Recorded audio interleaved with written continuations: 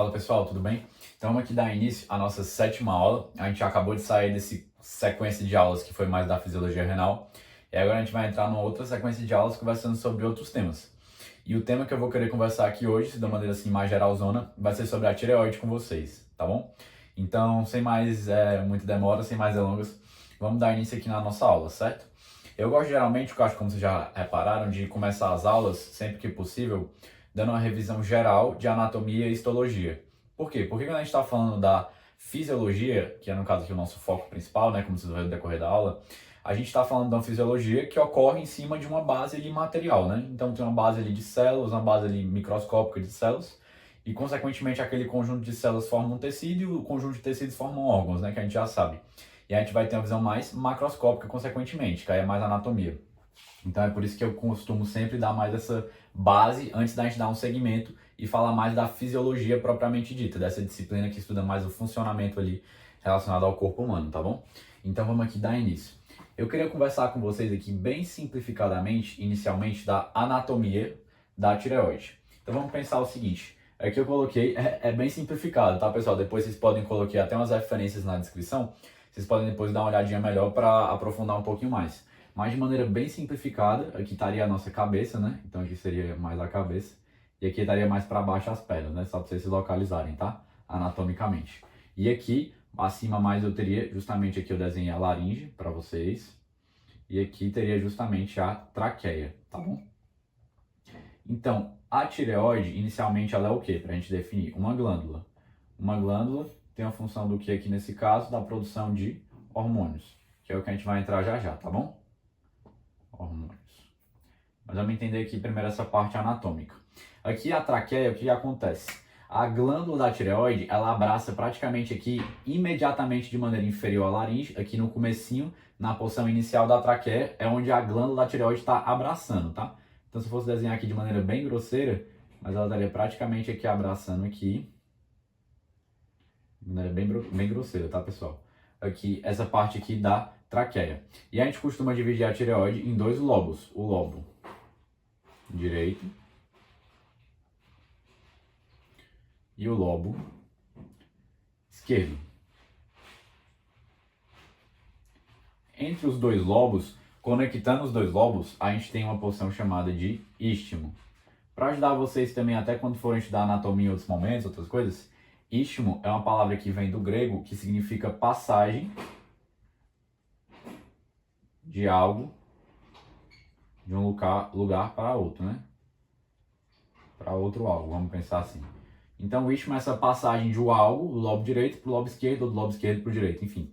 Mas só para ajudar vocês. Então tem essas três principais partes aqui, a nossa glândula da tireoide. O lobo direito, esquerdo e o istmo. Também algumas podem ter uma variação anatômica, que vocês devem ter visto na anatomia, que é o lobo piramidal. Vou colocar aqui só para se vocês se cruzarem depois, tá bom? Então vamos pensar aqui o seguinte. Só revisando aqui geral para a gente partir para histologia, tá certo? A tireoide, ela está aqui abraçando a porção mais inicial da traqueia, imediatamente inferior à laringe. Se a gente fosse falar de maneira mais precisa ainda, ela fica imediatamente ali inferior à cartilagem cricóide, que vocês podem ver depois, tá bom? Então só queria dar essa revisão geral de anatomia com vocês.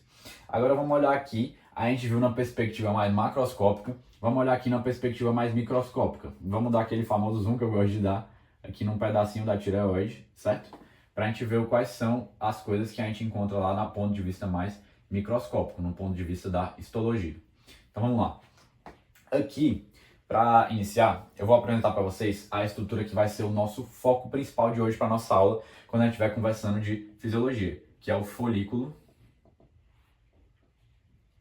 tireoidiano, vou colocar assim.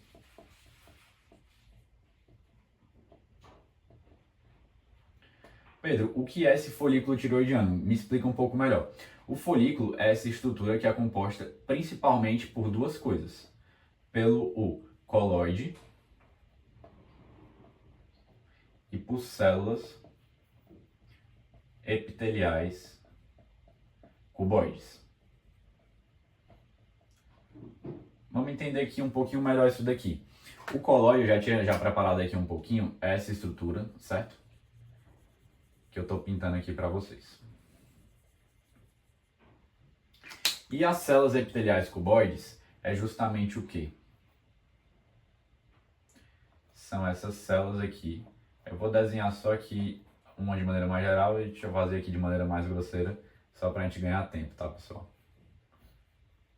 Mas aqui de maneira mais precisa seria isso daqui, que eu fiz um pouquinho mais rápido, mas elas estariam todas aqui. Uma camada de células epiteliais cuboides circundando aqui o coloide, tá bom? E o que que acontece? Qual é a principal substância, a principal molécula, melhor dizendo, que a gente encontra aqui nesse coloide? É uma molécula chamada de tireoglobulina. A tireoglobulina é uma molécula que nada mais nada menos é uma glicoproteína. E essa tireoglobulina é uma glicoproteína. Proteínas são formadas de aminoácidos. Qual é o principal aminoácido aqui que a gente encontra na tireoglobulina, que é o principal aqui da estrutura dela, que eu vou precisar mais pra frente quando estiver conversando com vocês? É o aminoácido da tirosina, tá bom? Só para fechar aqui essa parte do folículo, Pedro, tá um pouco confuso, eu não consegui me localizar muito bem. Vou fazer uma analogia aqui só para ficar um pouquinho mais claro com vocês, tá? Para descontrair também um pouco. Vamos pensar ali quando a gente foi na nossa própria casa, ou na casa de um amigo, alguma coisa assim, ou em qualquer ambiente que tivesse uma piscina. O que que a gente tem numa piscina? A gente tem o próprio interior da piscina. Dentro do interior de uma piscina, a gente tem o quê? Tem água, tem outras substâncias ali naquela água, né? Às vezes botam cloro na piscina, enfim, e outras substâncias. Mas qual é a principal substância na piscina? É a própria água. Então vamos fazer aqui uma analogia. Aqui é como se a gente tivesse uma grande piscina, tá bom? Aqui, o que que a gente tem no interior dessa piscina? Tem água, cloro e tudo mais. Mas qual é o principal? Em maior quantidade, em maior abundância? É a água dentro da piscina, concordo? Então a água da nossa piscina seria a tireoglobulina, que é o que está em maior abundância. A gente pode encontrar outras coisas dentro do coloide, assim como pode encontrar outras coisas dentro da piscina? Pode. Mas qual é o principal? A água dentro da piscina, ou seja, a tireoglobulina quando a gente está falando aqui do coloide, tá? E toda piscina, né?